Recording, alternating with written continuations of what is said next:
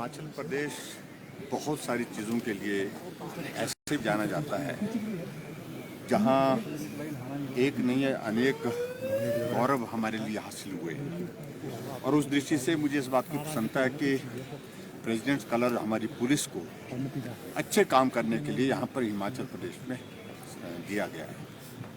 और मैं सभी पुलिस के अधिकारियों को, पुलिस कर्मचारियों को बहुत बहुत बधाई देता हूँ, शुभकामनाएं देता हूँ, क्योंकि बहुत अच्छी सेवाएं देने के कारण हिमाचल प्रदेश की कानून व्यवस्था बाकी राज्यों की तुलना में बहुत बेहतर है।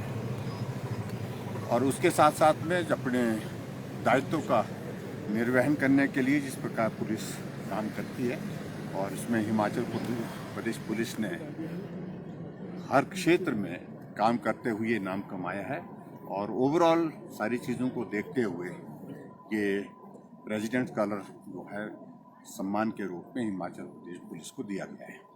मैं डीजीपी साहब को और उनके साथ साथ पूरी टीम को बहुत बहुत बधाई और शुभकामनाएं। सर, इसके अतिरिक्त हिमाचल प्रदेश पुलिस ने आजकल एक कैंपेन शुरू किया है जस्टिस फॉर पुलिस, जो उनके पे स्केल को लेकर है। पिछले दिनों रविवार को आपके रेजिडेंस पे घेराव किया गया है एक तरह से। क्या ये कंडक्ट का वायलेशन नहीं है?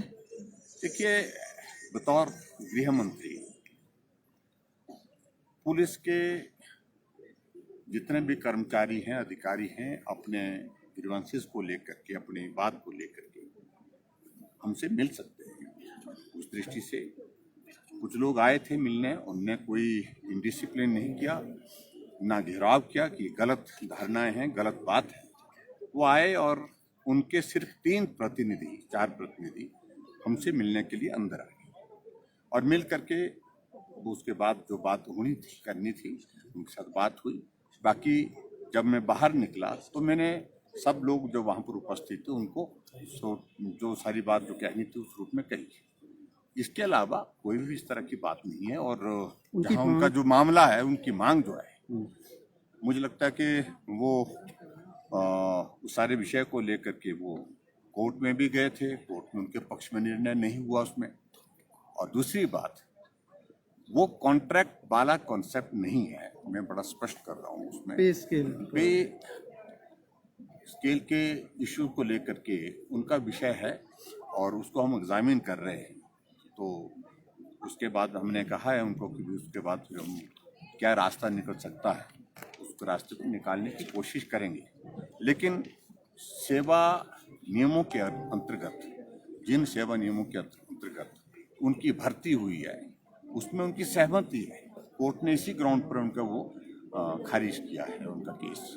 लेकिन फिर भी उनकी मदद हो, जो जिस विषय को लेकर बोल रहे हैं, क्योंकि 2013 से पहले भर्ती नियम और उसके साथ साथ उनके सर्विस के जो नियम थे, सेवा के जो नियम थे, वो अलग थे। और 2015 में उसमें परिवर्तन हुआ और नए परिवर्तित सेवा नियमों के अंतर्गत उनकी भर्ती हुई है। और जिसमें उनने सबने जो है उन नियमों का ये करते हुए जो है अपनी स्वीकार्यता दी है, वो है विषय। इसी ग्राउंड पर पुलिस का ये मामला जो कोर्ट में गया था, कोर्ट ने भी इसी बात को लेकर के, जिस पर आपने खुद ही स्वीकार किया है, तो उसमें आप का ये दलील जो है ये इस प्रकार से बनती नहीं है। और दूसरी बात मैं स्पष्ट कहूँ कि कॉन्ट्रैक्ट नहीं है उनका, बिल्कुल भी नहीं है। उनकी भर्ती जो है रेगुलर भर्ती होती है, इस बात को समझने की आवश्यकता है। फिर उसके बाद जहाँ तक बात रहती है उनके बात कहने की, उनके सारे विषय आगे एग्जामिन करेंगे, उसमें मदद करने का रास्ता जो निकलेगा वो करने की। जिस तरह से वो मुख्यमंत्री आवास पे आए, आप मानते हैं वो कंडक्ट का वायलेशन नहीं? थोड़ा तो मुझे लगा कि आई वॉज नॉट नोइंग कि भाई ऐसा वहाँ पर है। मुझे इतनी जानकारी थी कि 2-3-4 लोग आएंगे ऐसे, लेकिन बड़ी संख्या में आए तो एक्शन लेने की जरूरत है सर। लेकिन मैं समझता हूँ कि चलो कोई बात नहीं, अपनी बात पहुंचाने के लिए वो एक बार वो आए थे, लेकिन ये 12 दोबारा नहीं होना चाहिए। इसके अतिरिक्त सर जो नया कोविड वेरिएंट आया है उसके मद्देनजर केंद्र सरकार ने एडवाइजरीज इशू की है राज्यों को, खासकर जो इंटरनेशनल विजिटर्स हैं, इवन चाहे वो नॉन रिस्क कंट्री से भी विजिट कर रहा है, उनकी टेस्टिंग को लेकर कि टेस्टिंग बढ़ाई जाए और वैक्सीनेशन को स्पीड अप किया जाए। हिमाचल का क्या स्टेटस है? और खासकर हिमाचल प्रदेश में भी हमने जो एडवाइजरी सभी स्टेट को जारी की गई है वो हम हिमाचल प्रदेश में भी उसको लागू करेंगे, सख्ती से लागू करेंगे। लेकिन हिमाचल में मुझे लगता है कि इस प्रकार की बहुत ज़्यादा अभी ऐसी संभावना हमको दिख तो नहीं रही है, लेकिन फिर भी उसके बावजूद हमें सतर्क रहने की आवश्यकता। जो फॉरेन विजिटर्स आएंगे सर उनके टेस्ट होंगे? उनको हमने कहा कि उनके बारे में आप थोड़ा सा विजिट होकर के जो है वो गंभीरता से थोड़ा सा इस बात को लें और उनकी टेस्टिंग हो, इस बात को इंश्योर। वैक्सीनेशन का क्या स्टेटस है सर?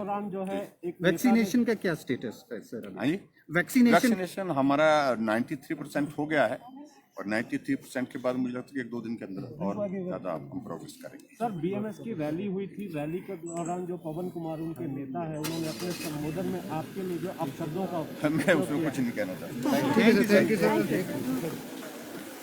कहाँ से आए? भाई दाढ़ी ले गया बंदा। कहाँ का घर कहाँ है? एक मिनट बोल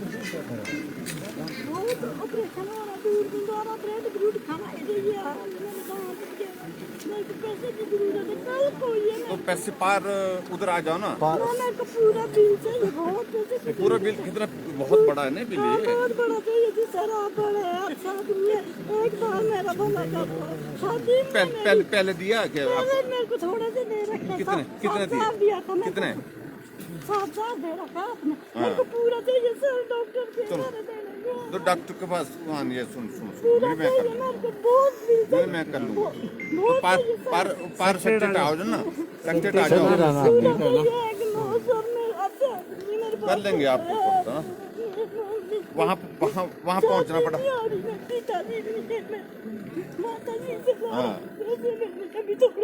चलो हो गए, कर दिया थोड़ा सा, कर दिया पैसे इसमें, कर दिया पार आ जाए कोई ना। किनके साथ?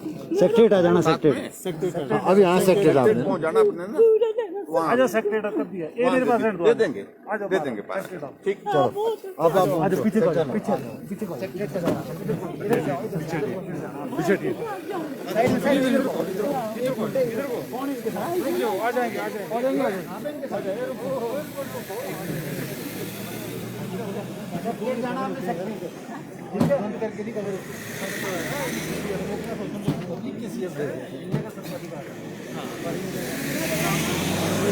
गाड़ी के नीचे आ जाएंगे।